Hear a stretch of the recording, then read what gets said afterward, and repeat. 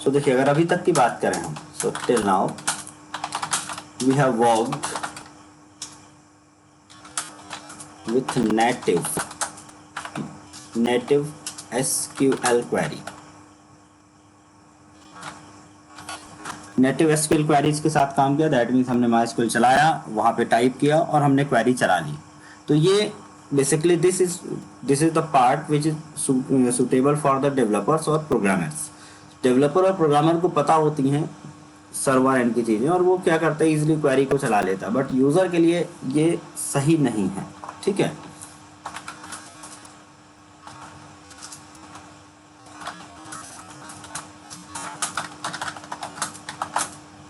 Not for novice users. ठीक है, तो नॉविस मतलब होता है कि भाई जिसको ज़्यादा जानकारी नहीं है, इस तरह के यूज़र के लिए ज़्यादा सुटेबल नहीं है। फॉर एनी एप्लीकेशन, अब वो चाहे तो कोई भी सॉफ्टवेयर हो या फिर कोई वेबसाइट हो, हो सकती है। User interact with the application using some UI, user interface. ठीक है, कुछ UI के थ्रू यूजर इंटरेक्ट करता है, and he does not know about background processing। ठीक है, at that time we have to process the data using any programming language।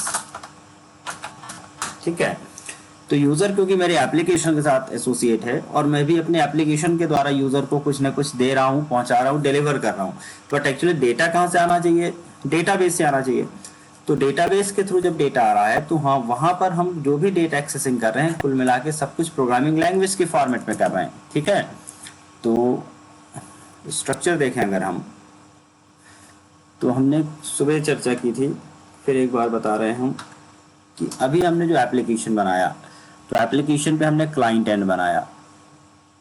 Client and that means हमने HTML का फॉर्म बना लिया। ठीक है, HTML का फॉर्म बना लिया, दिस इज क्लाइंट एंड, जहाँ पे यूज़र को रजिस्ट्रेशन फॉर्म हमने अभी बनाया था, रजिस्ट्रेशन फॉर्म।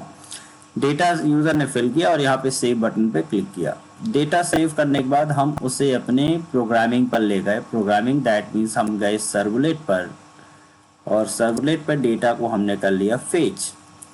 तो ये जो पूरा एप्लीकेशन है, ये हमने किस पे चलाया, नेटबीन पर। मतलब ये हमारे एप्लीकेशन का ही पूरा का पूरा पार्ट है, एक एप्लीकेशन का पार्ट हो गया, एक ही प्रोजेक्ट का पार्ट है कुल मिलाकर। और उस एप्लीकेशन का एक जो पेज है वो बना है HTML पर, और एक पेज बना हुआ है जावा पर। ठीक है, तो ये जो एप्लीकेशन हमने बनाया अभी तक, तो इसका एक पेज हो गया HTML और एक पेज हो गया सर्वलेट, ये एक ही सिंगल एप्लीकेशन है। तो यहाँ पर यूज़र के लिए, UI के लिए हमने HTML डिज़ाइन किया, डेटा को यहाँ से यूज़र ने रिक्वेस्ट कर ली, डेटा सेंड कर लिया, और यहाँ पे डेटा को हमने फेच कर लिया।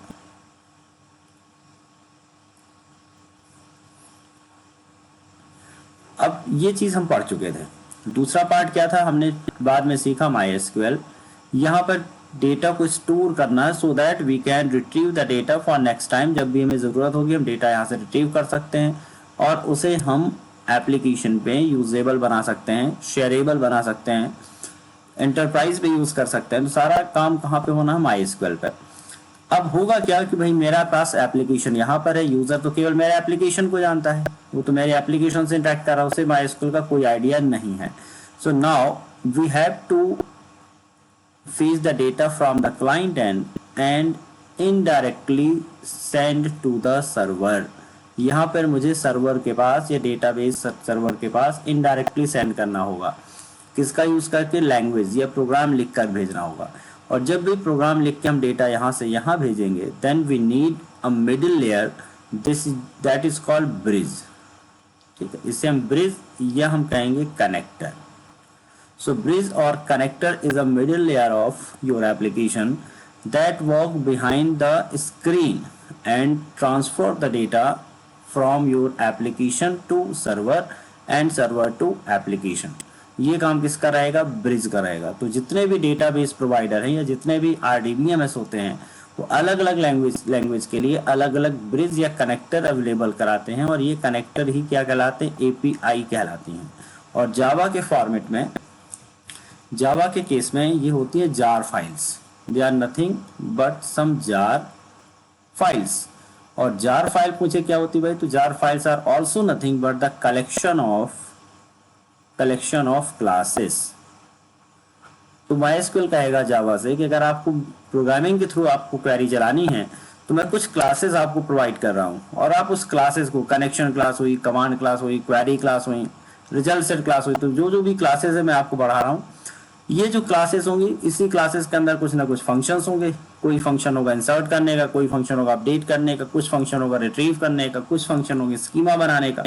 तो सारा काम जो हम यहाँ पे कर रहे थे उन्हें हम यहाँ पर फंक्शन के थ्रू करने वाले हैं और फंक्शन के थ्रू काम कराने के लिए मुझे क्या चाहिए होगा? एक API या कनेक्टर चाहिए। तो ये सीक्वेंस हमें बनाना है। तो at that time we have to process the data using any programming language and communicate with the database server using a middle layer called bridge और कनेक्टर। ठीक है, तो ब्रिज या कनेक्टर का यूज करना है और इस तरह से जो एप्लीकेशन बनता है उसे उसी को हम कहते हैं डेटाबेस कनेक्टिविटी। तो जावा में अगर हम कर रहे हैं तो JDBC कहलाएगी। Connector is nothing but an API or jar file that consists of some classes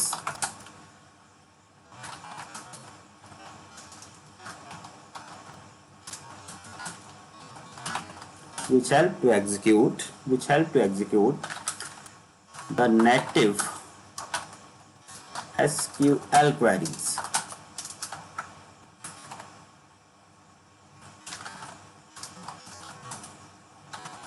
Using programming language like Java and other भी हो सकते हैं। तो हमें क्या चाहिए? बेसिकली सबसे पहले क्या चाहिए होगी? Jar file. Without using jar we can not communicate with any database. तो ओरेकल की अगर हम बात करें तो ओरेकल अपनी जार देगा, MySQL अपना जार देगा, SQLite पे काम करेंगे तो दूसरा जार मिलेगा, मैंगो DB पे काम करेंगे तो अलग जार मिलेगी। तो हर चीज के लिए मुझे सबसे पहले क्या चाहिए? कनेक्टर चाहिए। तो to work with MySQL database,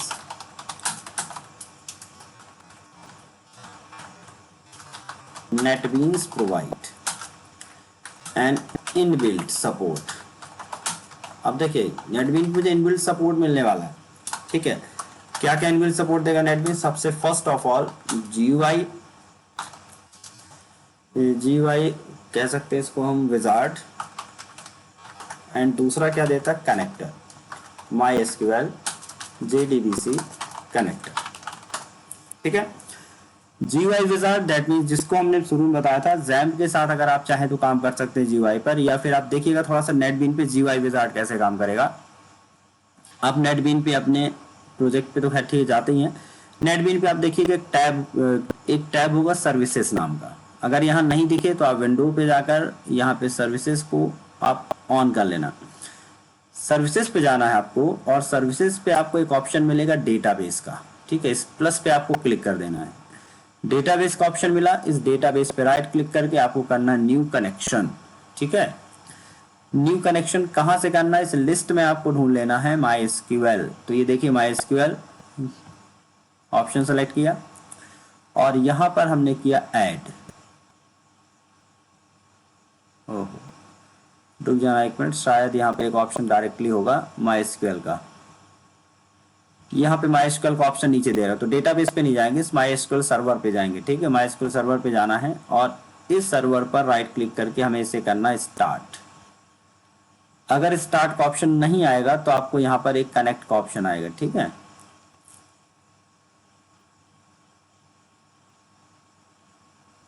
wait कर लेते हैं जब तक ये स्टार्ट हो रहा है।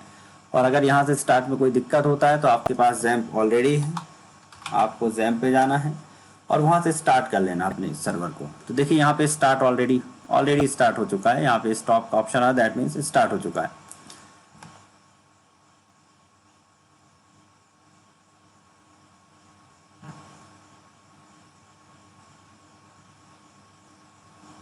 प्रोसेस बता रहा थोड़ा सा वेट करने के लिए, तो अपन वेट कर लेते हैं। MySQL is starting with MySQL bin my.ini console.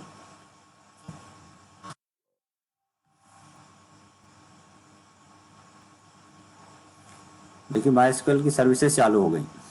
जैसे मैंने इसे स्टार्ट किया तो आपके सारे डेटाबेस की लिस्ट यहीं पर आने लगी, जिसके लिए मैं क्वेरी चला रहा था अभी तक। वो क्वेरी नहीं चलानी पड़ी मुझे, यहाँ पे सारा डेटाबेस का लिस्ट आ गया।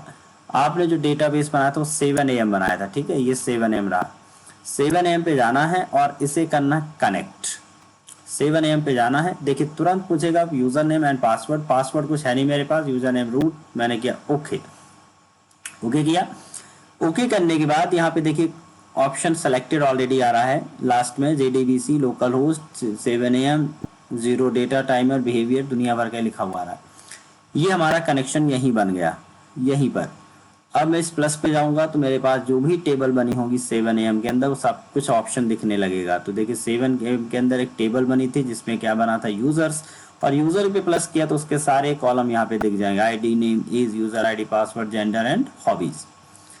अगर आपको डेटा देखना है इसके अंदर क्या है, हालांकि डेटा कल हमने डिलीट कर दिया था सारा लास्ट में, तो देखिए सेलेक्ट ऑल फ्रॉम यूजर दिखा रहा है, नहीं डिलीट नहीं हुआ था, बचा हुआ डेटा। क्वेरी ऊपर क्वेरी भी दिखा रहा है और नीचे देखिए GUI फॉर्मेट में डेटा दिखा रहा है, टेबल बना के दिखा रहा है। 1 Ramesh, age 21, user ID, then password, then gender, then hobbies. तो डेवलपर के लिए बहुत आसान हो जाता है नेटबीन। अगर हम कोई काम कर रहे हैं और मुझे तुरंत चेक करना है कि मेरा डेटा एक्चुअल में डेटाबेस पे पहुंच रहा है या नहीं पहुंच रहा है, तो बार बार आपको CMD पे जाने की या फिर जैम पे जाने की कोई ज़रूरत नहीं है क्वेरी देखने की। आप सीधे यहीं पर सर्विसेज को एक बार आप ऑन करके रखिएगा। यहाँ पे जब भी डेटा देखना होगा क्या क्या इफेक्ट आया तो आप सर्विसेज पे जाएंगे और यहाँ पर आप इस यूज़र को राइट क्लिक करके व्यू कर लेंगे। व्यू डेटा, ऐड करना नया कॉलम तो भी आप कर सकते हैं, डिलीट करना तो भी आप यहीं से कर सकते हैं। तो पहला सपोर्ट आपने देखा कि यहीं पर मुझे GUI का काम मिल गया। आपको नया टेबल बनाना है, आप टेबल पे जाके राइट क्लिक करके देखिए क्रिएट टेबल का ऑप्शन आया। जैसे ही आप क्रिएट टेबल कहेंगे ये पूछेगा भाई टेबल का नाम क्या है। क्वेरी चलाने की जरूरत ही नहीं है, टेबल का नाम सपोज कीजिए मैंने यहाँ पे दे दिया पर्सन। अब ये पूछ रहा है कि ऐड कॉलम, तो देखिए यहीं से हमने कर लिया add column. First of all मैंने दे दी ID। इसका टाइप आपको सेलेक्ट करना है, तो आपने टाइप इसका दे दिया इंटीजर सपोज कीजिए देना, तो ये देखिए हमने दे दिया इंट। साइज अगर आपको कुछ देनी डिफॉल्ट देनी, ये देखिए यहाँ पे हमने कर लिया प्राइमरी की, यूनिक तो ऑलरेडी है, कोई दिक्कत ही नहीं है और कुछ करने की जरूरत नहीं, यहाँ पर हमने कर लिया ओके।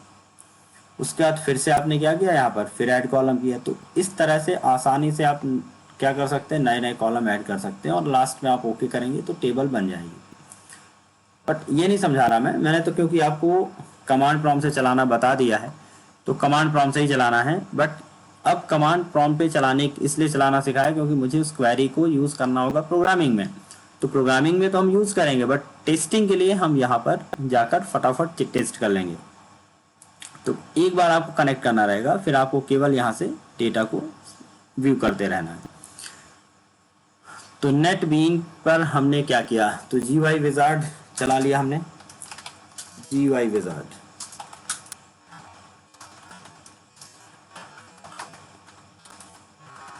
विंडोज़ पे जाना है, विंडोज़ मेन्यू पे जाएंगे, आपको सर्विसेज पे क्लिक कर लेना है। सर्विसेज पे जाने के बाद MySQL पे जाना है और उसे कर लेना start. You will see the list of databases, select your DB database and फिर आपको क्या कर लेना है, कनेक्ट।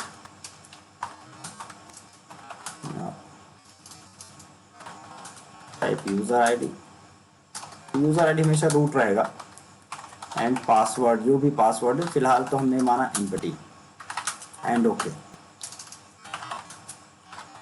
ओके पे क्लिक किया, ठीक है।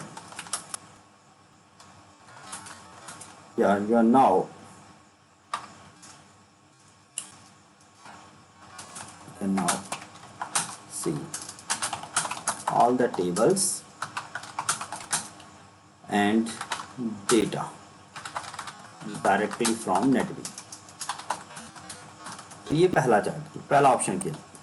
दूसरा काम क्या करना आपको, MySQL JDBC ड्राइवर का काम क्या रहेगा, JDBC connector. It is the jar file that will help to write the JDBC code, JDBC Java Database Connectivity code for your application। अपने एप्लीकेशन और वेबसाइट पे जाकर अगर आपको बनाना है, क्योंकि ये तो GUI टूल है, ये भी यूजर को नहीं दिखाएगा, ये भी किसके लिए, डेवलपर के लिए। यूजर के पास केवल एक ऑप्शन है, और वो ऑप्शन क्या है कि यूजर आपके डेटाबेस में केवल इंटरेक्ट करेगा HTML फॉर्म के थ्रू। तो मुझे यहाँ पर कनेक्टर का यूज करके, कोडिंग का यूज करके डेटा को MySQL तक ले जाना है। अब यहाँ पे किसकी जरूरत पड़ेगी मुझे, कनेक्टर की। सो first of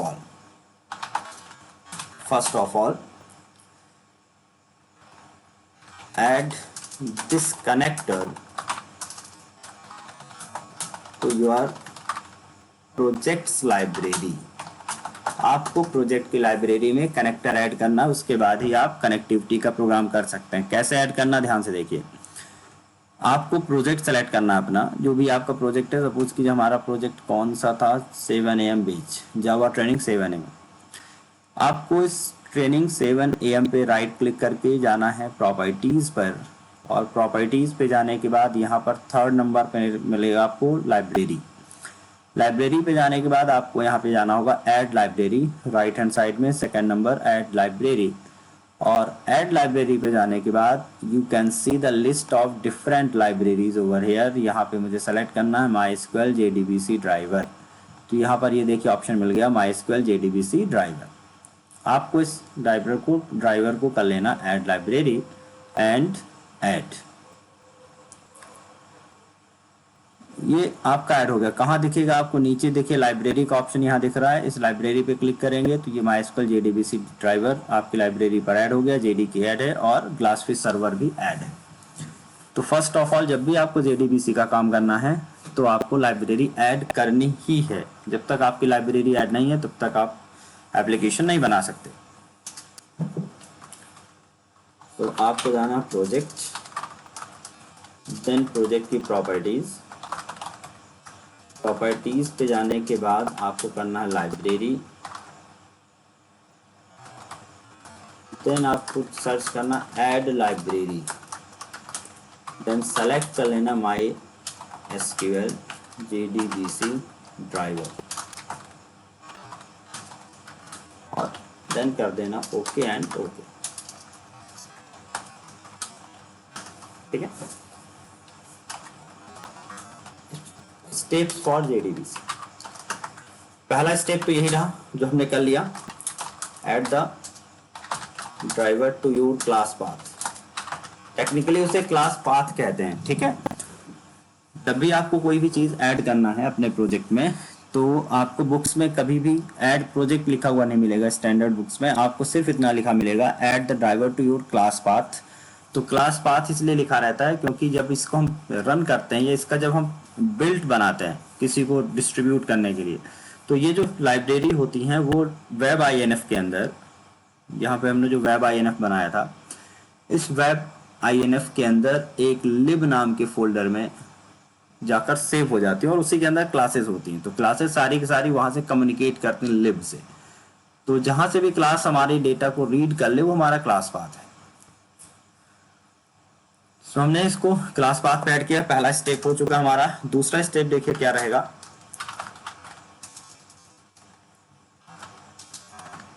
go to your servlet और JSP पेज।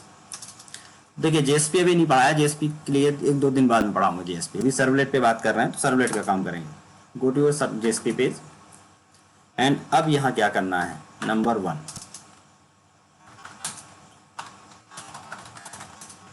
इंपोर्ट करना आपको, इंपोर्ट java.sql.star, ठीक है, at the top of page, ये तो पता ही आपको इंपोर्ट कहाँ करना रहेगा। Then register the driver with your class inside doGet और doPost। अब ये चीज़ पता होनी चाहिए आपको, जिन बच्चों ने क्लास ले ली पिछली, doGet कब काम करता है, doPost कब काम करता है, ये सब समझा चुका हूँ मैं। सर्वलेट के अंदर 2 फंक्शन होते हैं, doGet एंड doPost। अगर हमने फॉर्म को गेट मेथड से सबमिट किया है तो ऑलरेडी doGet वाला फंक्शन चलेगा, अदरवाइज अगर हमने फॉर्म को do method equal to post किया हुआ है तो doPost वाला फंक्शन चलता है। अगर मैंने प्रोजेक्ट को डायरेक्टली रन किया हुआ सर्वलेट को तो भी doGet चलेगा, और अगर हमने हाइपरलिंक से चालू किया है किसी भी सर्वलेट को तो भी doGet चलेगा। तो ये चीज़ हम पढ़ा चुके हैं पिछले, अगर किसी का मिस हुआ तो पिछले वीडियो में देख लेना। रजिस्टर कर लिया हमने ड्राइवर को। रजिस्टर करने के लिए मुझे क्या लिखना होगा, ये देखिए, हमें लिखना होगा ट्राई के अंदर, सब कुछ आपको ट्राई कैच में लिखना है। और ट्राई कैच का भी हमने वीडियो पहले क्लास पढ़ा चुका हूँ मैं जावा की। जब भी एक्सेप्शन हैंडलिंग करनी है, जब भी आपका एप्लीकेशन किसी भी एक्सटर्नल रिसोर्स से कम्युनिकेट करेगा, ठीक है, एक्सटर्नल रिसोर्स, जैसे हमने कहा कि मेरे पास अब डेटा कहाँ भेजना, MySQL पे, तो it's not the part of our application, ये हमारे मशीन का पार्ट है। और मशीन का पार्ट है, दैट मीन्स अब इससे कनेक्टिविटी हो भी सकती, नहीं भी हो सकती। हो सकता मैंने डेटा भेजा हो बट उस टाइम पे सर्वर बंद रहा हो, तो डेटा यहाँ से गया बट यहाँ पे सबमिट नहीं हुआ। तो यहाँ पर बहुत ज़्यादा चांस है क्या आने की, एक्सेप्शन, ठीक है। एक्सेप्शन और एरर, ये 2 चीजें हमने डिस्कस की थी जावा की क्लास में। जब भी रन टाइम पर कोई एरर आने की चांस होते हैं जिसका हमारे प्रोग्रामर पर या डेवलपर का कोई कंट्रोल नहीं होता, वो कहलाती हैं एक्सेप्शंस। तो they comes from external word. अब यहाँ पर एक्सटर्नल कम्युनिकेशन हो रहा है, सो दैट्स वाई यहाँ पे हर चीज में हमें किस पे रखना है, ट्राई एंड कैच में। So the sensitive code where the exception can generate, वो मुझे रखना ट्राई पे। और अगर एक्सेप्शन आया तो यूजर को उस एक्सेप्शन को प्रॉपर्ली दिखाना भी है, ये काम किस पे रखेंगे हम, कैच पे, और यहाँ पे एक्सेप्शन को शो करेंगे। तो प्रॉपर तरीका ये रहेगा हमारा कि हम ट्राई पे हमको लिखना होगा क्लास डॉट फॉर नेम। यहाँ पर क्लास का C कैपिटल लिखना है भाई, क्योंकि it's not object, it's directly class. तो क्लास डॉट फॉर नेम, और यहाँ पर ड्राइवर का नेम लिखना है। तो ध्यान से देखिए, इसको याद कर लीजिए, com.mysql.jdbc.driver।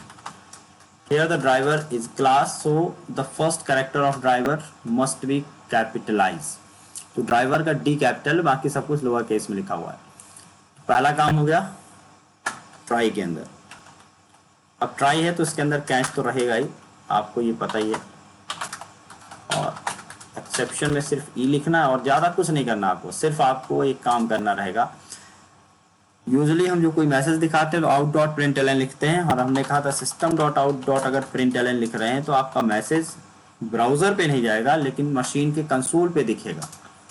तो मशीन के कंसोल पे दिखाना है, क्योंकि हम डेवलपर हैं, हमको सिर्फ खुद को समझनी है। तो ई डॉट गेट मैसेज, आगे भी आप समझिएगा, ट्राई कैच ब्लॉक में ही जो भी काम होगा उसका फॉर्मेट यही रहेगा, ट्राई लिखना है, ट्राई के बाद कैच लिखना, और कुछ भी नहीं समझ में आ रहा तो एरर में ई डॉट गेट मैसेज को शो कर देना है, ताकि रन टाइम पे कोई भी एक्सेप्शन आए तो हम समझ सकें। इनसाइड ट्राई कैच, तो ट्राई कैच के अंदर मुझे सबसे पहला काम क्या किया, हमने ड्राइवर को रजिस्टर किया। Next, now create connection class, ठीक है, फॉर कनेक्टिविटी। अब ड्राइवर रजिस्टर हो गया, अब आपको अगला काम है कनेक्शन क्लास बनाना। सारे स्टेप को याद रख लेना है, बार बार प्रैक्टिस करेंगे तो अपने आप में ऑटोमेटिकली सब याद हो जाएगा और जहन में रहेगा, आपको फिर याद नहीं करना पड़ेगा। फिर फर्स्ट टाइम इसलिए सब कुछ स्टेप बाय स्टेप बता रहा हूँ मैं। तो सबसे पहले हमने ड्राइवर को अपने क्लास पास ऐड किया। कैसे किया हमने, प्रोजेक्ट पे गए, प्रॉपर्टीज पे गए और वहाँ पर हमने ऐड लाइब्रेरी कर लिया। देन सर्वलेट या JSP पेज पे जाना है और टॉप पर इंपोर्ट कर लेना java.sql.star, ये भी हमने इंपोर्ट कर लिया। देन रजिस्टर करना है ड्राइवर को, क्या करके, class.forName com.mysql.jdbc.driver। अब हमें डेटा कम्युनिकेशन के लिए सबसे पहले कनेक्शन क्लास बनानी पड़ेगी। ठीक है, क्योंकि डेटा तो यहाँ से आएगा MySQL से। तो ये जो पाइपलाइन दिख रही जो मैंने बनाया, this is the connection class, it's the responsibility of connection class to create pipeline. तो पाइपलाइन बनाने का काम करे कनेक्शन क्लास। कैसे बनाना, देखिए connection con equal to driver manager dot get connection. अब देखिए हमने इसका ऑब्जेक्ट बनाया, किसका, कनेक्शन का, क्योंकि कनेक्शन कन लिखा, that is the creation of object. यहाँ पर हमने इसका ऑब्जेक्ट ड्राइवर मैनेजर डायरेक्टली लिखा है, तो दैट मीन्स जो गेट कनेक्शन स्टैटिक मेथड होगा, क्योंकि सीधे सीधे यूज हो रहा है किसके साथ, क्लास के नेम के साथ। तो driver manager dot get connection, और गेट कनेक्शन में क्या देखिए,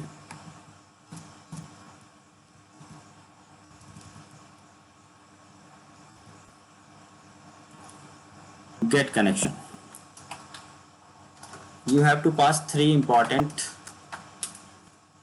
argument: URL, user ID and password। ठीक है, so you have to pass 3 string। कौन कौन से, URL, then user ID, then password।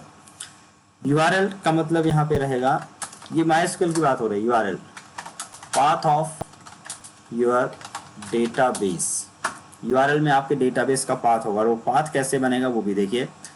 Path होगा लोकल होस्ट, जब भी आपके सिस्टम पे कोई भी सर्वर डालता है उसका नाम होता है लोकल होस्ट। नहीं, उसको भी ऐसे लिखते हैं, देखिए JDBC:MySQL:/। अब आपको लिखना है लोकल होस्ट, डिफॉल्ट पोर्ट। देखिए जब भी कोई सर्वर चलता है तो उसका एक पोर्ट नंबर होता है, क्योंकि आपके एक ही सिस्टम पे बहुत सारे डेटाबेस हो सकते हैं, और एक ही सिस्टम पर एक ही डेटाबेस के बहुत सारे इंस्टेंस डले हो सकते हैं, एक से ज़्यादा MySQL भी डले हो सकते हैं। तो यूजुअली जो डिफॉल्ट पोर्ट होता है MySQL का वो होता है 3306। अगर हम वेब सर्वर की बात करते हैं तो उसकी 8800 या 8080 या 8085 8084 इस तरह से 8 वाली सीरीज चलती है वेब सर्वर की। जैसे जैम्प का है, अपाचे का है, तो उनका 8 वाली सीरीज चलेगी। यहाँ पर इनकी सीरीज चलती 3306 3307 स्लैश। यहाँ पे आपके डेटाबेस का नेम, योर DB नेम, तो सिर्फ आपको कहाँ चेंज करना है, यहाँ पर।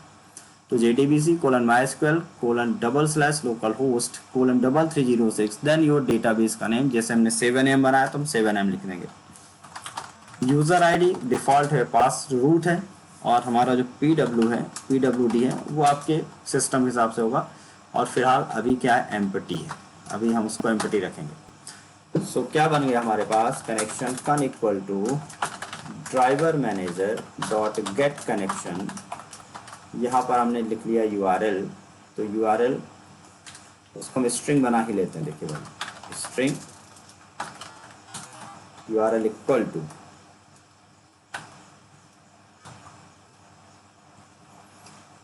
URL इक्वल टू, हमने पूरा का पूरा दे दिया, और ये DB नेम की जगह पर हमने लगा दिया 7AM 06/7AM। तो डेटाबेस का नेम हो गया हमारे पास। यूज़र ID, तो इसको भी हमने किस तरह से बना लिया, स्ट्रिंग यूज़र ID।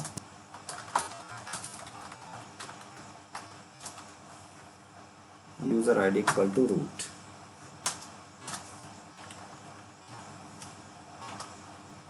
और देन पासवर्ड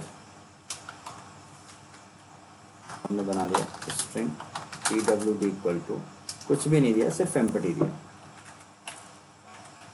पासवर्ड एम्प्टी रखना है, पासवर्ड हमने दे दिया एम्प्टी। तो हमने सिर्फ इतना से लिखा। अब यहाँ पे सिर्फ URL, then user ID and then password. ये बन गया हमारा कनेक्शन, कंप्लीट हुआ। कनेक्शन बन गया, तो अब अगला काम क्या है, मुझे कमांड चलानी है। तो कनेक्शन तो बन गया, सेलेक्ट, इंसर्ट, अपडेट, डिलीट, जो भी कमांड हमने पढ़ी हुई है MySQL में नेटिव कमांड, उनको अब हमें चलाना है। तो कमांड चलाने के लिए हमें बनाना होगा प्रिपेयर्ड स्टेटमेंट। ठीक है, तो now we can execute the SQL commands।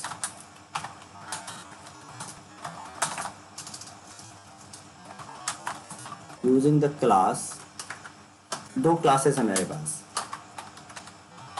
Statement या फिर prepared statement. We will prefer prepared statement। because it is safe from MySQL injection. देखिए MySQL इंजेक्शन एक एनोमलीज होता है डेटाबेस का, या यूँ कह सकते हैं कि एक रिस्क होता है, एक थ्रेट होता है कि यूज़र कभी भी आपके यूज़र नेम पासवर्ड को जाने बगैर हैकिंग करने की कोशिश करता है कि आपका कुछ भी यूज़र नेम पासवर्ड डाल के आपको लॉगिन या डैशबोर्ड पे तक पहुंचा जा सके। तो उस सिचुएशन पे वो डिफरेंट पैरामीटर बनाएगा। कभी वो लिख देगा 1 = 1 एंड करके कुछ बनाएगा इस तरह सिचुएशन, ताकि अगर आपने कहीं भी कंडीशन लगाई हो और वो कंडीशन की वैल्यू ट्रू बना दे किसी भी तरह से, तो इसे हम कहेंगे एसक्यूएल इंजेक्शन। तो एसक्यूएल इंजेक्शन होता है स्टेटमेंट ऑब्जेक्ट में, तो ये इसका रिस्क है, इसीलिए हम स्टेटमेंट यूज नहीं करेंगे। हम क्या यूज करेंगे? Prepared statement. तो कैसे बनाना, देखिए प्रिपेयर्ड स्टेटमेंट बनाना होगा तो हम लिखा prepared statement SMT statement equal to con.prepare statement, और यहाँ पर SQL क्वेरी। क्या पहला काम, प्रिपेयर्ड स्टेटमेंट में 2-3 काम होंगे क्योंकि, तो फर्स्ट काम हमने क्या किया कि प्रिपेयर्ड स्टेटमेंट बनाया। प्रिपेयर्ड स्टेटमेंट जो भी मुझे क्वेरी चलानी है वो SQL क्वेरी हम यहाँ पे पास करेंगे किसमें? con.prepare स्टेटमेंट में। अब जैसे सेलेक्ट ऑल फ्रॉम स्टूडेंट हुआ तो यहाँ पे लिख दिया select all from student. Insert into हुआ तो यहाँ पे इंसर्ट इनटू की कमांड लिख दी। अब लेकिन अगर डेटा पास करना है,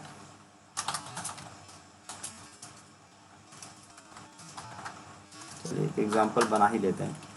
एग्जांपल हमने यहाँ पे इसको कॉपी किया और हमने यहाँ पर एक क्वेरी बना दी, सेलेक्ट ऑल फ्रॉम यूजर्स। ठीक है, तो ये हो गई हमारी क्वेरी। डेटा को मुझे दिखाना है सपोज करें, तो select all from users. Select all from users क्या बन गई? क्वेरी। लेकिन कुछ क्वेरी ऐसी होंगी जिसमें मुझे डेटा भी पास करना होगा, वेयर कंडीशन लगानी होगी, और कंडीशन पे जो वेरिएबल्स होंगे वो कहीं और से आएंगे। हमने कहा where roll number equal to, अब रोल नंबर वो होना चाहिए जो हमने सपोज करेंगे टेक्स्ट बॉक्स में डाला हुआ है। टेक्स्ट बॉक्स में जो रोल नंबर है उसको सर्च करना है डेटाबेस पे जाकर, तो यहाँ पर मुझे वेरिएबल के थ्रू ले जाना होगा, क्योंकि यहाँ फिक्स नहीं लिख सकते where roll number equal to 1। मुझे लिखना होगा where roll number equal to, और जो भी वेरिएबल पे मैंने डेटा फेच करके लाया होगा टेक्स्ट फील्ड का वो वेरिएबल लिखना है। तो in case of passing data, variable, you have to set the question mark, you have to put the question mark, put the question mark symbol at the place of value, and further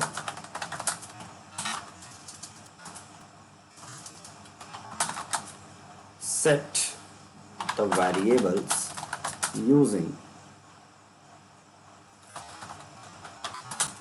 different function methods।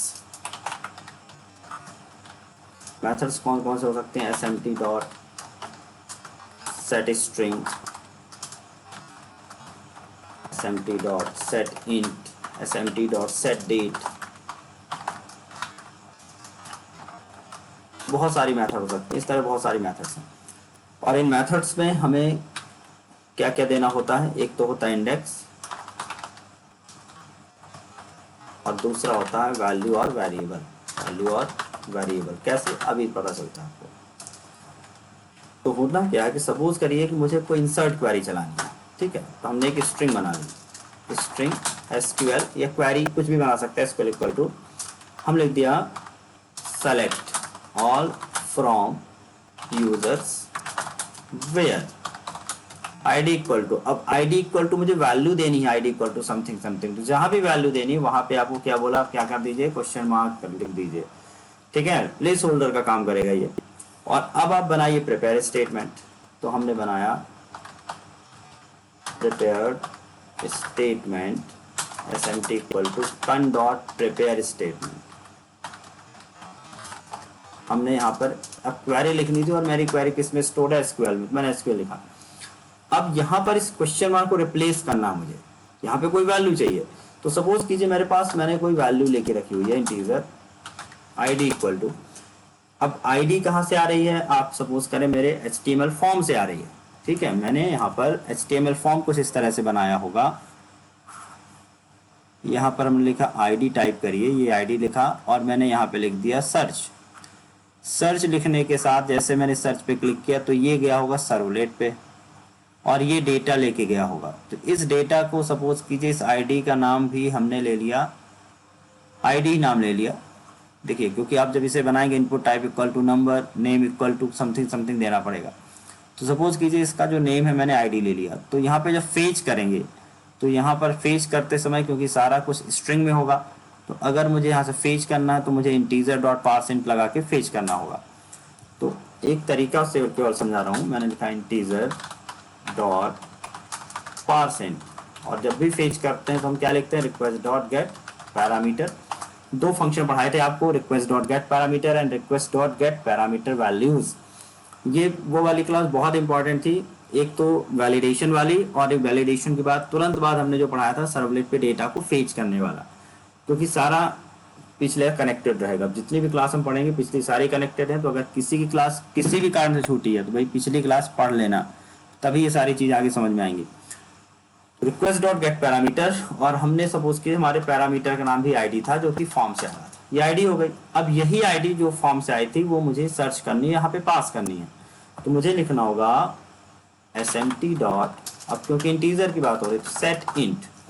अब पहला क्या होता है, index. अब index यहाँ पर numbering से शुरू होता है। अगर ये पहली बार यूज हुआ है तो इसको 1 मानेंगे, दूसरी बार यूज है 2 मानेंगे, तीसरी बार 3 मानेंगे। तो बट यहाँ 0 से शुरू नहीं करना है, सेट इंट फर्स्ट को फर्स्ट ही मानते हैं। तो 1 नंबर पर क्या सेट कर देनी, आईडी। 1 नंबर पे क्या सेट कर दी, आईडी। तो होगा तो क्वेरी अब इस तरह से बन जाए, select all from student where ID equal to, जो भी आईडी आई होगी वो पूरा बनकर क्वेरी हमारी कंप्लीट हो जाएगी। अगर यहाँ पर एंड लगा होता, and name equal to question mark, तो यहाँ पर सेट स्ट्रिंग 2 नंबर पर यहाँ पे नेम पास कर देते हैं।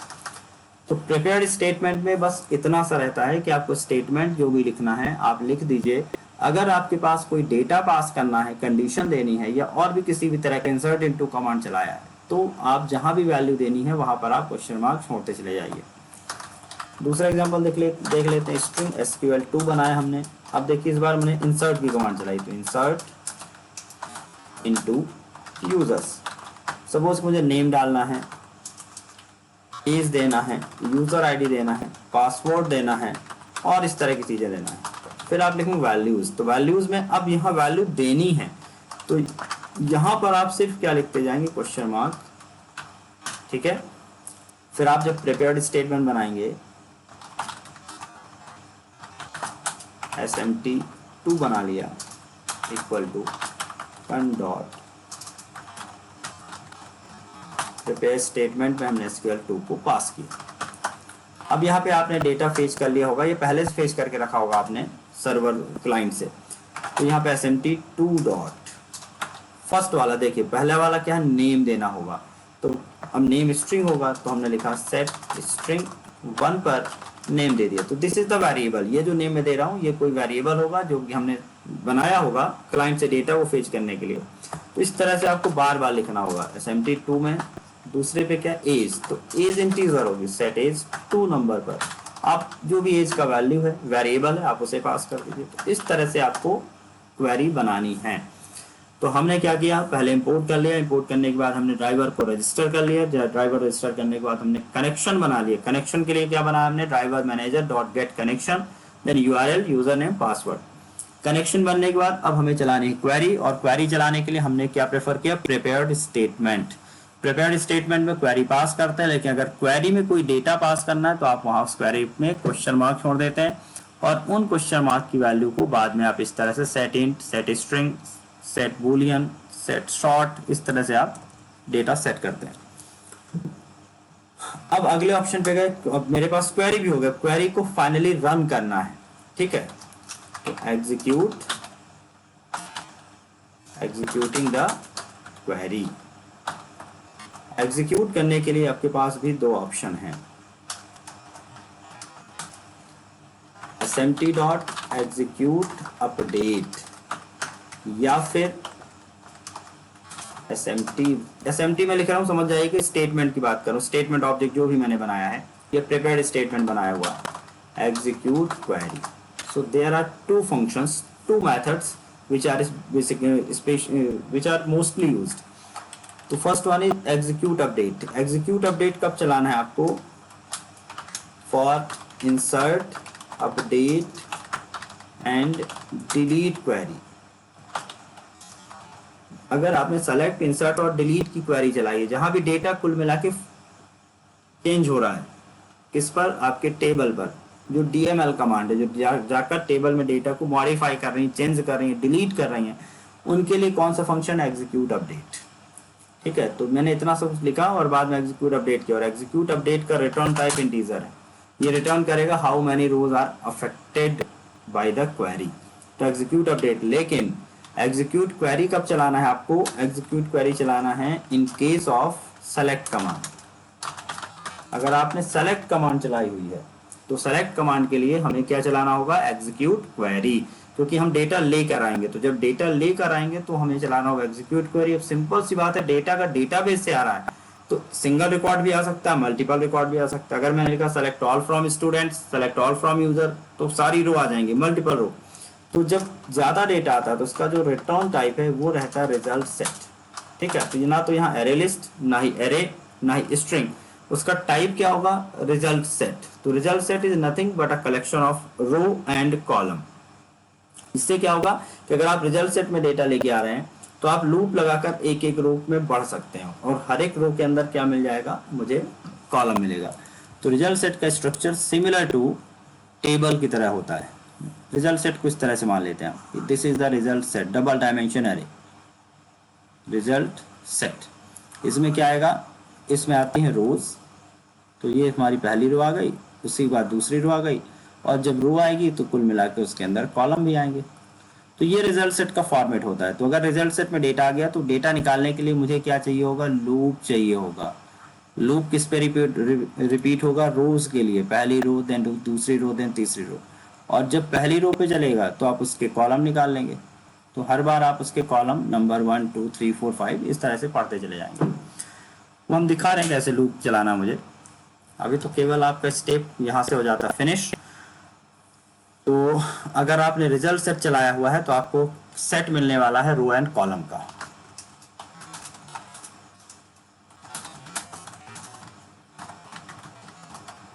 Result set that means select command. Then we will get the collection of rows and columns. तो प्रिंट, रेंडर और फेच कुछ भी कह सकते हैं. द वैल्यूज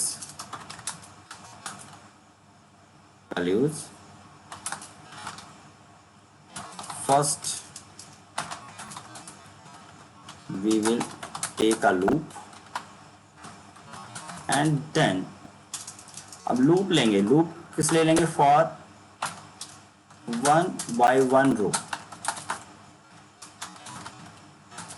तो लूप 1 by 1 रो पे आगे की तरफ बढ़ेगा और उसी के साथ and inside the loop we can fetch columns value. ठीक है, कैसे? तो सपोज कीजिए कि मैंने यहाँ पे बनाया था, क्वेरी हमने बनाई, कनेक्शन बना हुआ है ऐसा मान लेते हैं हम. ठीक है, कनेक्शन बना हुआ है ऐसा हमने मान लिया और हमने क्वेरी चला दी यहाँ पर. और ट्राई कैच में सारा ट्राई कैच में चलेगी. तो मैं बार बार नहीं स्पेसिफाई कर रहा हूँ. आप मान लीजिए सब कुछ ट्राई कैच में लेंगे. सेलेक्ट ऑल फ्रॉम यूजर्स, और ये मैंने सपोज करेंगे आईडी इक्वल टू, मैंने नहीं दी कुछ भी, सारा डेटा है. प्रिपेयर्ड स्टेटमेंट किया. अब यहाँ पे क्योंकि डेटा लेना, कुछ पास तो करना नहीं मुझे, तो इन दोनों का कोई काम यहाँ पर नहीं है. ठीक है, प्रिपेयर्ड स्टेटमेंट बनाया. अब क्योंकि मुझे एग्जीक्यूट क्वेरी करना है, स्टेटमेंट कौन सा? सेलेक्ट. तो एग्जीक्यूट अपडेट से काम नहीं होगा, एग्जीक्यूट क्वेरी करना है. तो मुझे रिजल्ट सेट का ऑब्जेक्ट बनाना होगा. मैंने सपोज RS बनाया और smd dot execute query, execute query चला दिया. अब सारा डेटा आ गया. तो मैंने क्या किया? अब लूप चलाना. देखिए लूप कैसे चलाना. लूप के लिए while rs डॉट नेक्स्ट. ठीक है, सिर्फ सिंपल लिखना while rs डॉट नेक्स्ट, जब तक नेक्स्ट में नल नहीं मिलेगा तब तक ये लूप चलता जाएगा। तो पहली बार नेक्स्ट किया तो फर्स्ट रो पे आया, फिर नेक्स्ट किया सेकंड रो पे आया, फिर नेक्स्ट किया थर्ड रो पे गया, हो सकता है उसके बाद रो फिनिश हो गई हो तो नेक्स्ट फॉल्स रिटर्न कर देगा। तो while rs डॉट नेक्स्ट, जब तक rs डॉट नेक्स्ट हो रहा है तब तक देखिए पहली बार अगर हम बात करें तो ये फर्स्ट रो पे जाएगा, तो फर्स्ट रो पे जाएगा तो फर्स्ट रो के अंदर कॉलम होंगे और कॉलम को मुझे प्रिंट करना, सपोज कीजिए कि ब्राउजर पे, तो हम लिखा rs डॉट, अब यहाँ पर चलेगा इस तरह से rs dot gate int for integer, अगर कॉलम मेरा इंटीजर है तो यहाँ पे गेट इंट करना है, कॉलम अगर मेरा स्ट्रिंग है तो गेट स्ट्रिंग करना है, कॉलम अगर मेरा फ्लोट है तो गेट फ्लोट करना है। तो जो भी हमारे डेटाबेस का कॉलम है और यहाँ पे कॉलम का नेम, तो देखिए आईडी दे दिया, देन प्लस करके हमने यहाँ पे कॉमा लगाया एंड देन प्लस करके rs dot get string, then तो ये हम क्या देख रहे हैं, these are the name of column, these are the name of column. तो rs डॉट करके आप गेट स्ट्रिंग गेट इंटीजर ये करते जाइए और सारे कॉलम के नेम यहाँ पर देते चले जाइए। तो जो भी डेटा आपका है टेबल में वो आपके ब्राउजर पर आकर शो हो जाएगा। तो तब तक चलाना है जब तक हमारा डेटा मिलता रहेगा। और यहाँ पे कॉलम के नेम आपको याद रखना है, कॉलम के नेम जो भी है आपको यहाँ पे rs डॉट गेट के साथ पास करना है, और इंटीजर है कॉलम का टाइप तो गेट इंट, और अगर नहीं पता है तो आप गेट स्ट्रिंग ही कर दीजिए। गेट स्ट्रिंग सबके साथ काम करेगा क्योंकि everything can be printed in the form of string. तो rs डॉट गेट स्ट्रिंग करके भी आप सारे कॉलम के नाम दे सकते हैं। क्योंकि यहाँ पर HTML फॉर्मेट में दिखाना तो out.println के अंदर आप HTML भी यूज कर सकते हैं। तो यहाँ पर HTML अगर हम यूज करें तो हम टैग यूज कर सकते हैं HTML का। हो गया, हमारी कनेक्टिविटी यहाँ से होती है फिनिश। और अब हमें करना होगा क्लोज, जो भी हमने शुरू किया था। तो close the connection statement objects, connection and statement object. तो हमें लिखना कन dot close and smp dot close. ठीक है, तो ये हो गई JDBC की कनेक्टिविटी के सारे स्टेप फिनिश्ड। अब हमने जो सीखा है इसे करते हैं प्रैक्टिकल इम्प्लीमेंट। प्रैक्टिकल इम्प्लीमेंटेशन करना मुझे, तो देखिए दो इम्प्लीमेंटेशन बनते हैं। पहला इम्प्लीमेंटेशन हमारा ये जो पेंडिंग पड़ा हुआ है, जो हमने फॉर्म बनाया था, फॉर्म के डेटा को सर्वलेट पे ले गए थे और उसे इंसर्ट करा देना कहाँ पर, यहाँ पर। तो एक तो ये काम है, और मुझे एक काम क्या करना है, फॉर्म पे व्यू कराना है, जो भी डेटा बना हुआ है उसे व्यू करना, शो करना है। तो अभी हम एक ही सर्वलेट पे दोनों काम कर लेते हैं। तो हमने किस तरह से काम किया, देखिए हम एक बना लेते हैं सर्वलेट। सर्वलेट के अंदर आपको पता है कि दो मेथड होने वाले हैं, एक डू गेट और एक मेथड होगा डू पोस्ट। हमने क्या सोचा कि डू गेट में अगर हम सर्वलेट को डायरेक्टली चला देते हैं, तो डू गेट में हम यहाँ पे चलाना चाहते हैं सेलेक्ट की क्वेरी। ठीक है, सेलेक्ट की क्वेरी अगर यूजर लिंक पे क्लिक करके सर्वलेट पे आ रहा है या फिर हम सर्वलेट को डायरेक्टली रन कर रहे हैं, तो ये डेटा को शो करना चाहिए। जो भी हमारे पास टेबल में डेटा वो करेगा शो। लेकिन अगर हम किसी फॉर्म से डेटा लेकर आ रहे हैं, ठीक है, फॉर्म होगा तो फॉर्म पे हमने रजिस्ट्रेशन फॉर्म सपोज कीजिए मैंने बनाया हुआ है, तो रजिस्ट्रेशन फॉर्म से अगर हम यहाँ जा रहे हैं तो क्या चलना चाहिए, डू पोस्ट। और अगर डू पोस्ट चला तो आपको डेटा को इंसर्ट की क्वेरी चलानी, जो भी फॉर्म से डेटा आ रहा है वो डेटा ले जाके मुझे कहाँ डाल देना है, वो डाल देना है MySQL पर। तो इंसर्ट की क्वेरी चले और डेटा यहाँ जाके सेव हो जाए। तो ये सेव का काम करेगा, ये काम करेगा किसका, सेव का। पोस्ट में सेव का काम कर लेते हैं और गेट में हम किसका काम कर लेते हैं, डेटा को शो करने का काम कर लेते हैं। तो देखिए हम चलाते हैं अपना सर्वलेट। पहले हम गेट का ही काम कर लेते हैं। सर्वलेट हमने बनाया था, आपको पता है सोर्स पैकेज के अंदर बनता है सर्वलेट। तो हम जाएंगे सोर्स पैकेज में और हमने यहाँ पे com डॉट सर्वलेट बनाया था, डेटा सर्वलेट और माई सर्वलेट। तो देखिए माई सर्वलेट हमने टेस्टिंग के लिए बनाया था, इसमें ज़्यादा कुछ समझाया नहीं था, डू गेट और डू पोस्ट का काम समझाया था। डेटा सर्वलेट हमारा एक्चुअल सर्वलेट था जिसपे मैंने डू गेट में कुछ भी नहीं किया था, डू पोस्ट में काम करके रखा। मैंने क्या काम करके रखा है कि जो फॉर्म का डेटा था सब कुछ मैंने रिट्रीव कर लिया, यहाँ पर name, age, user ID, password, gender, hobbies सब कुछ रिट्रीव किया था। और ये भी क्या था कि भाई हॉबीज में बहुत सारी वैल्यू आएंगी तो उनको कॉमा सेपरेटेड करके दिखाना था या एलाइव के फॉर्मेट में दिखाना था। तो मैंने यहाँ पर एक और लूप लगाया था, इस लूप इस हॉबीज के अंदर, और हॉबीज के अंदर हमने इसको एलाइव फॉर्मेट में शो किया था। एक बार इस प्रोग्राम को रन करके देख लेते हैं। ठीक है, कैसे? अगर मैं सर्वलेट को डायरेक्टली रन करूं तो डूगेट चलेगा, और क्योंकि डूगेट में मैंने कोई कोडिंग नहीं करी है तो कुछ भी नहीं आएगा, सिर्फ खाली एम्प्टी आपको ब्राउजर शो होने वाला है।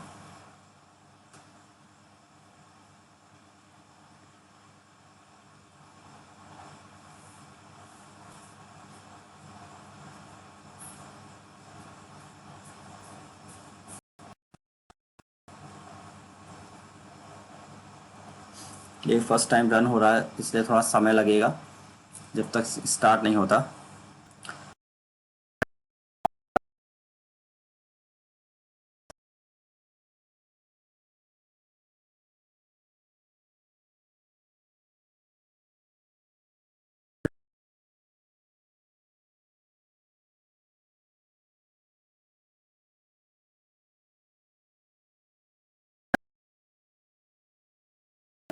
कैरेक्टर का होना चाहिए, एक कैपिटल लेटर, एक स्मॉल लेटर, एक डिजिट, ये सब बना के रखा था।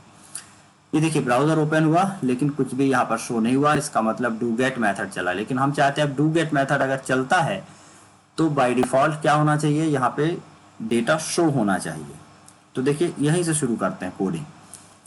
डेटा शो होना चाहिए डू गेट में, तो हमें क्या करना होगा, फर्स्ट ऑफ ऑल हमने डेटाबेस में देखिए क्लास पाथ में यहाँ तो हमने ऐड कर ही लिया माइस्क्ल ड्राइवर। यहाँ से शुरू करते हैं। So first of all we have to import Java dot SQL dot star, import कर लिया।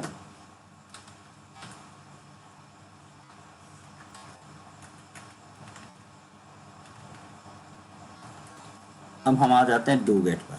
सारा कुछ हमें ट्राई में ही करना है, तो ट्राई बनाया, देन कैच बनाया, कैच में एक्सेप्शन ई बना लिया। एक्सेप्शन ऑब्जेक्ट आप कुछ भी ले सकते हैं, ई एक्स ले लें या ई ले लें, और यहाँ पर ऐसा आउट करना है एरर, और एरर हमेशा ई डॉट गेट मैसेज। अगर कुछ एक्सेप्शन आया तो आपको कंसोल पे जाके दिख जाएगा, दैट मीन नीचे आउटपुट पे यहाँ पर जाकर आपको दिख जाएगा क्या एरर आ रही है। ट्राई पे पहला काम हमने क्या था, class dot for name com dot my SQL dot JDBC dot driver, पहला काम हो गया। देन मुझे बनाना है कनेक्शन का object, so connect equal to driver manager dot get connection.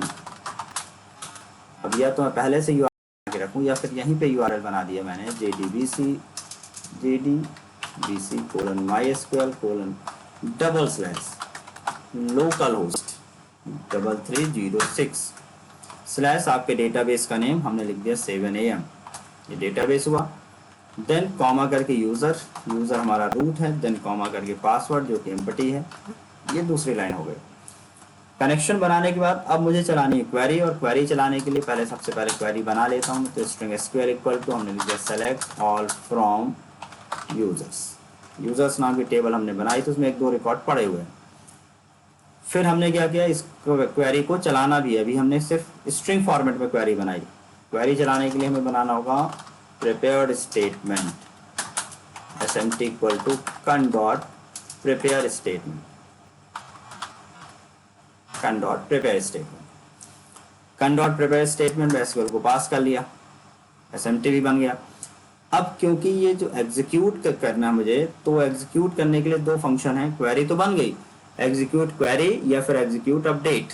जब भी सेलेक्ट कमांड चलेगी आपका चलेगा एग्जीक्यूट क्वेरी, और एग्जीक्यूट क्वेरी अगर चलेगी तो क्या रिटर्न होगा, रिजल्ट सेट। तो result set RS equal to SMT dot execute query, ये आ गया एग्जीक्यूट क्वेरी।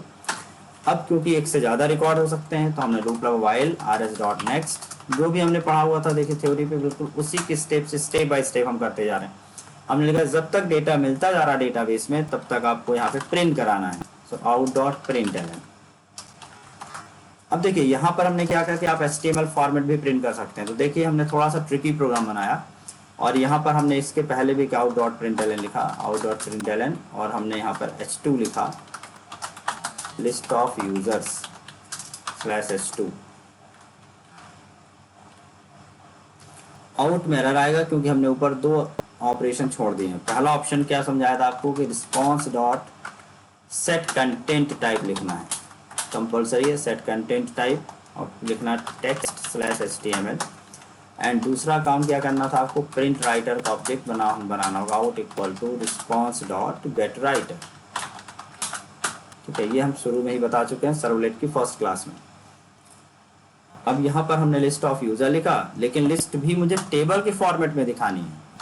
तो देखिए टेबल के फॉर्मेट में दिखानी है, तो टेबल तो हम पहले बना लेंगे, लेकिन जो टेबल की रो होंगी वो लूप के अंदर बनेंगे, जितने भी रिकॉर्ड होंगे उतनी रो बनती चले जाएंगे। तो प्रिंट हमने शुरू में क्या प्रिंट कर लिया, टेबल विड्थ इक्वल टू हमने दे दी 100%, और हमने यहाँ पे दे दी border equal to 2, cell spacing equal to 0। ये हमने टेबल बना ली। ठीक है, एंड आउट डॉट प्रिंट। जो भी आपको कॉलम चाहिए वो भी आप यहाँ पर फर्स्ट रो तो आप बना ही सकते हैं। हेडिंग के लिए हमको आईडी चाहिए तो हमने आईडी ले लिया, देन मुझे नेम चाहिए, हमने नेम लिख लिया, देन मुझे एज चाहिए तो एज भी लिख लिया, देन मुझे यूज़र आईडी चाहिए। पासवर्ड शो नहीं कराया जाता, तो पासवर्ड नहीं शो करा रहे हैं। एंड एक चाहिए मुझे हॉबीज।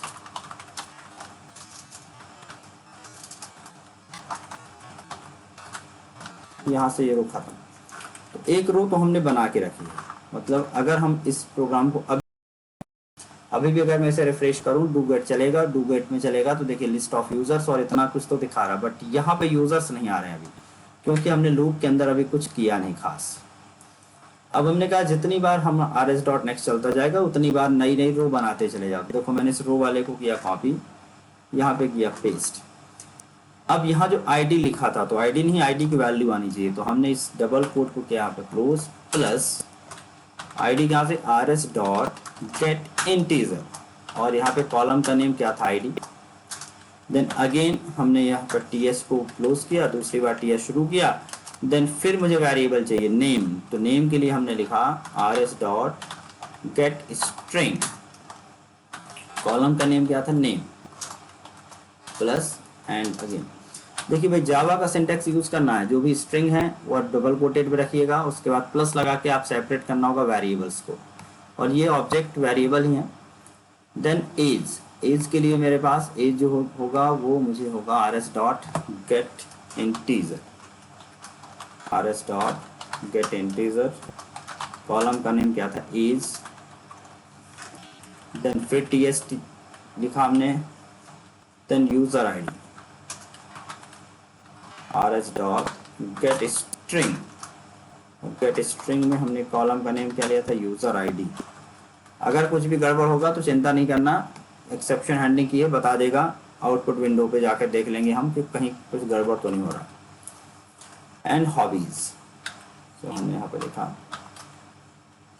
rs.get string, ये भी स्ट्रिंग ही है, और हॉबीज। तो ये देखिए हमने कंप्लीट कर लिया, और प्लस करके हमने इस tr को बंद किया। तो ये वाली जो लाइन है ये तब तक रिपीट होती जाएगी जब तक लूप चलता रहेगा, तो हर एक बार एक नया रो बनता जाएगा, उस रो के अंदर सेल बनती चली जाएंगी, और जब लूप फिनिश हो जाएगा तो जो टेबल मैंने शुरू में शुरू किया था उस टेबल को यहाँ फिनिश भी करना है। तो out.println हमने यहाँ पे टेबल को कर लिया क्लोज। ओके, अब हम इससे कर लेते हैं रिफ्रेश। ये देखिए सारा डेटा जो भी हमने बनाया था। अब एक गलती वहाँ पे td लिखना था, th फर्स्ट के लिए था, बाकी इन सभी में td लिखना था, बट सब में th लगा हुआ, इसलिए सब कुछ आ रहा है सेंटर अलाइंड होके बोल्ड में आ रहा है। तो डांसिंग, रीडिंग ये सब कुछ डेटा कहाँ से आ रहा है, डेटाबेस से आ रहा है। अब डेटाबेस में एग्जैक्टली ये डेटा है कि नहीं ये हम प्रूफ कर सकते हैं। MySQL पे जाएंगे और वहाँ पे क्वेरी चला के देख लेंगे, या फिर नेटबीन पे भी मेरे पास ऑप्शन हमने बता ही दिया कि नेटबीन पे आपका डेटाबेस ये देखिए खुला हुआ है, यहाँ पे आप देख सकते हैं आईडी रमेश आदिल, और ये डेटा डांसिंग, रीडिंग और रीडिंग है। अब यहाँ पे जाके अगर मैंने कोई चेंज किया, चलिए यहाँ पर रीडिंग कॉमा आखिरी बार पे गए सिंगिंग भी कर लिया, ठीक है, तो यहीं पे हम डेटा को अपडेट कर लेते हैं, सिंगिंग कर लिया। अब यहाँ पे मैंने इसको रिफ्रेश किया, डेटा में सेव नहीं हुआ होगा अभी एक बार, सो हमको जाना होगा वापस सर्विसेज, रिफ्रेश।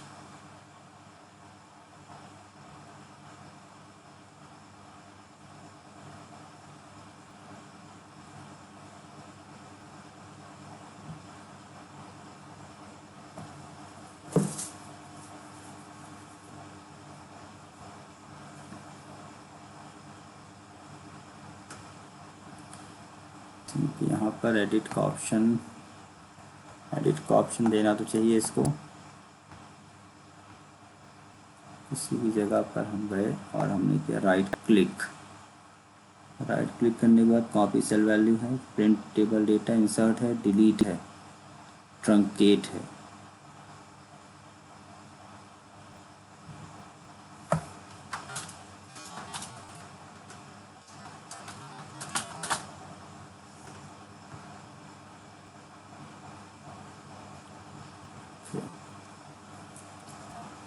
इसमें सेव का ऑप्शन आएगा। देखिए यहाँ पे कमिट का ऑप्शन था, वो मैंने नहीं किया था। यहाँ पे कमिट पे क्लिक कर देना, तो जैसे कमिट पे क्लिक करेंगे तो ये डेटाबेस में सेव हो जाएगा।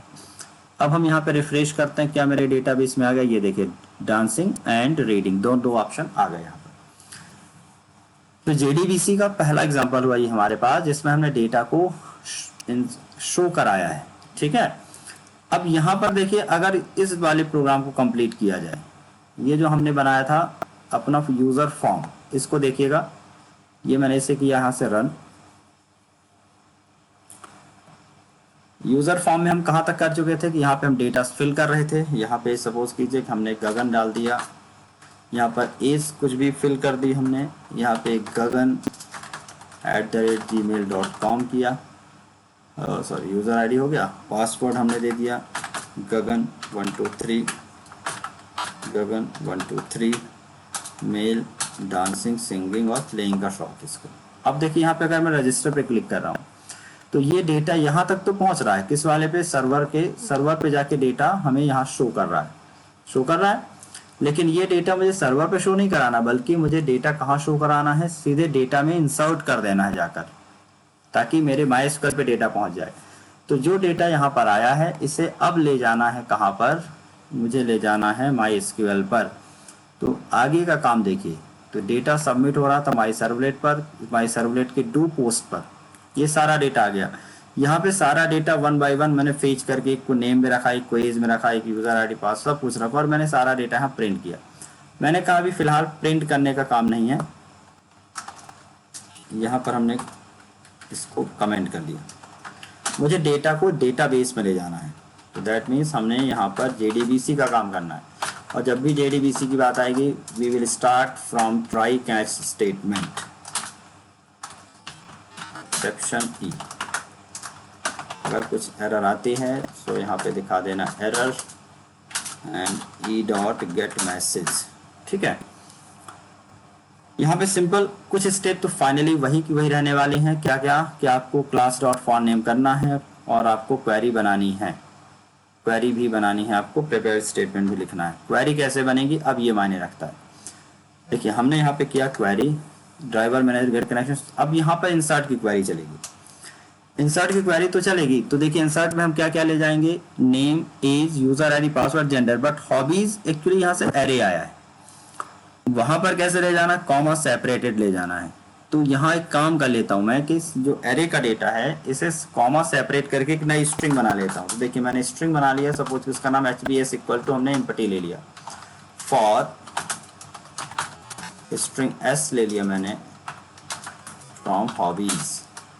देखिए 1 बाय 1 हॉबीज S में आ रही हैं और मुझे HBS में उसको ऐड कर लेना है। तो HBS plus equal to S plus comma. So comma separated करके जितने भी हॉबीज यहाँ मिल रही थी 1 बाय 1 मैंने रीड किया और उनको कॉमा सेपरेटेड करके प्लस कर लिया HBS में, और डेटाबेस में इस HBS को ले जाऊंगा। क्वेरी बनाते हैं। देखिए इंसर्ट करने के लिए हम लिखा इंसर्ट इनटू यूजर्स, कॉलम के नेम। आईडी हमारी ऑटो इंक्रीमेंट है तो आईडी नहीं लेना, हमने लिखा नेम, एज एंड देन हमने क्या लिखा? User ID, then password, name था, एज था, user ID, password, gender and hobbies. तो हमने लिखा जेंडर एंड हॉबीज। इतनी डेटा ले जाना है। देन वैल्यूज, तो 1 2 3 4 5 6, तो 1 2 3 4 5 एंड 6, तो 6 हमने क्या लगा दिया, क्वेश्चन मार्क। ठीक है, 6 क्वेश्चन मार्क लगा दिया, डेटा यहाँ पे जाएगा। देखिए ऊपर हमने सब कुछ शो किया था, लेकिन आई थिंक मैंने ऊपर वाले पे जेंडर को शो नहीं किया था, तो जेंडर नहीं आ रहा होगा, कोई दिक्कत नहीं, आप वहाँ पे एक TH बढ़ा लेना जेंडर का। अब ये डेटा मुझे करना है सेट, तो देखिए प्रिपेयर्ड स्टेटमेंट बना लिया, लेकिन प्रिपेयर्ड स्टेटमेंट के बाद इनकी वैल्यू सेट करनी है। 6 क्वेश्चन मार्क लगाए हुए हैं, तो सबके लिए वैल्यू देनी हुई, तो SMT डॉट फर्स्ट में नेम है, तो सेट स्ट्रिंग फर्स्ट पे विच वेरिएबल नेम। अब ये नेम कहाँ से आया भाई, नेम यहाँ से आया, ये मैंने नेम ऑलरेडी निकाल के रखा है, फॉर्म में जो डेटा था वो उठा के मैंने सर्वलेट पे ले लिया, उनके वेरिएबल सेट कर लिए।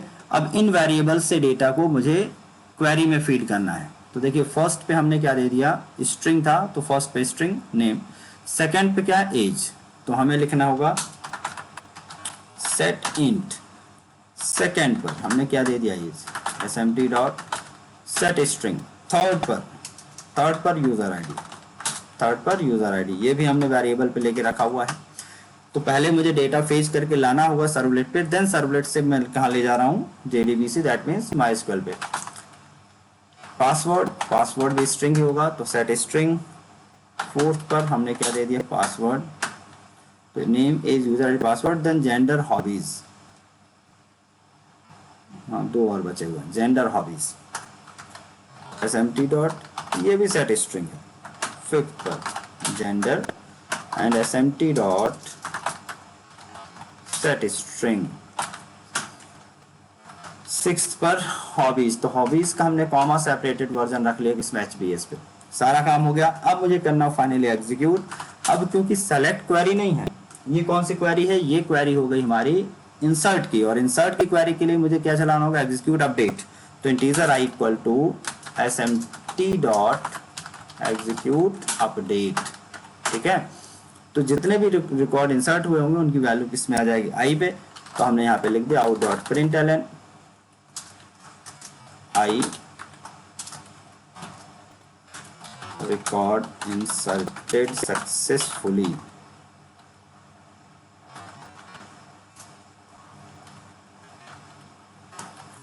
टर्न डॉट कर दिया हमने क्लोज, ऊपर क्लोज करना भूल गए थे, वो भी करना होगा मुझे, एंड स्टेटमेंट डॉट क्लोज, ऊपर वाले पे भी जाना है, और हमने ऊपर जो बनाया था आउट डॉट प्रिंटलन के बाद यहाँ पे कन डॉट क्या करना होगा, क्लोज, और मुझे SMT डॉट क्या करना होगा, क्लोज करना होगा। ठीक है, तो अब देखिए हमारे पास क्या होगा, यहाँ पर हमने इसे किया सबमिट, पासवर्ड डाल देता हूँ भाई,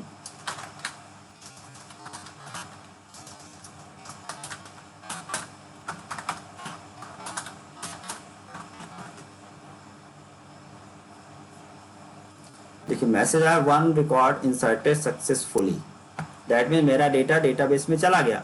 अब डेटाबेस को देखना है तो इसी सर्वलेट को डायरेक्टली रन कर लेना, पिछली अगर इंसर्ट करना था तो हमने कहाँ से इंसर्ट किया, फॉर्म से, अभी हम इसको यहीं से देखते हैं, बाद में एक बटन दे देंगे हम वहां पर, ये देखिए गगन वाला रिकॉर्ड भी इंसर्ट हो रहा है, तो डेटा पे हमारा रिकॉर्ड पहुंच रहा है।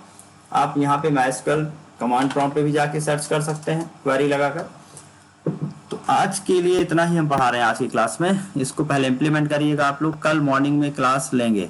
ठीक है, तो अब इम्प्लीमेंटेशन तो नहीं कर पाओगे रात को, लेकिन कल मॉर्निंग में क्लास लेने के बाद जो होगा तो आप उसे इम्प्लीमेंट करके देख लेंगे।